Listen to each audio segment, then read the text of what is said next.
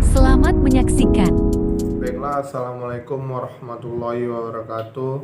Perkenalkan, nama saya Muhammad Riafrialdi Nasution, NIM 118207121362. Baiklah, di sini saya akan mempresentasikan hasil dari kebijakan saya yang dibuat dalam PPT.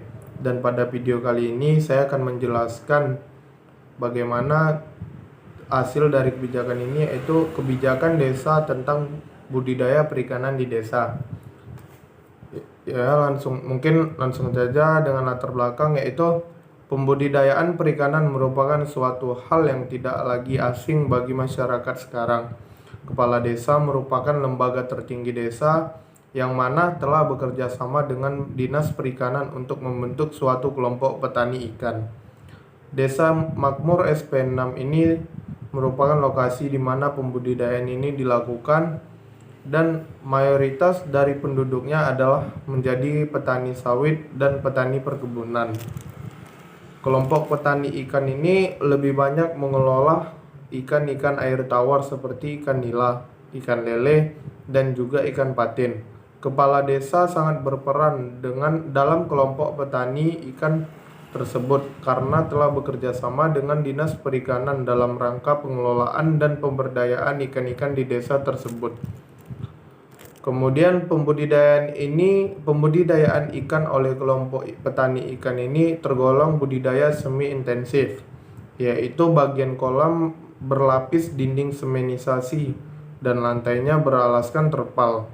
Adapun ikan yang dibudidayakan diberi makan pakan buatan, yaitu pelet dan pakan tambahan berupa sisa makanan, ketela pohon, dan ampas kelapa.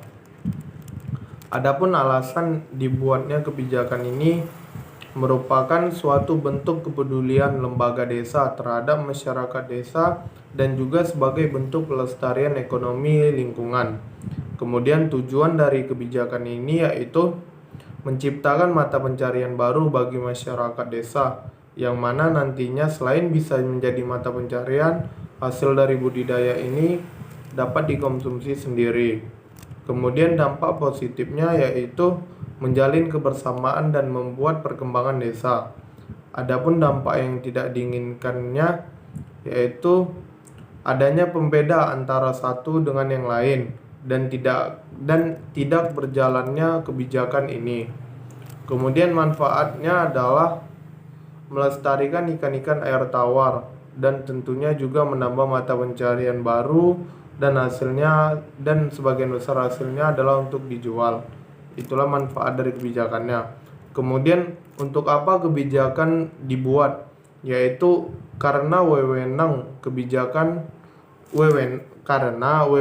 dan kewajiban kepala desa terdapat dalam peraturan yang sesuai dengan PP nomor 72 tahun 2005 tentang desa, yaitu kepala desa mempunyai tugas, wewenang, kewajiban, dan hak. Kepala desa antara lain mempunyai tugas menyelenggarakan urusan pemerintah, pembangunan, dan kemasyarakatan.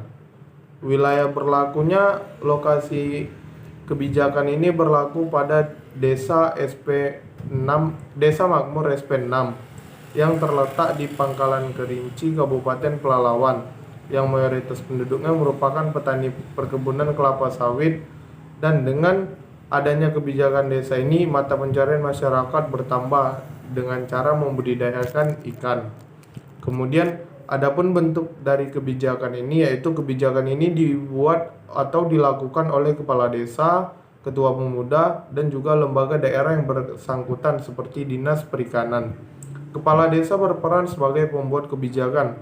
Ketua pemuda berperan sebagai membantu kepala desa dalam mendata masyarakat petani ikan, dan Dinas Perikanan mempunyai peran sebagai pemberi edukasi tentang membudidayakan ikan dan mengelolanya.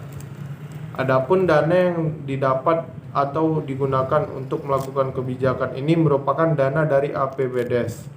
Nah, kemudian ada dasar hukum pembudidayaan perikanan ini, yaitu terdapat dalam Peraturan Pemerintah Republik Indonesia Nomor 28 Tahun 2017 tentang pembudidayaan ikan.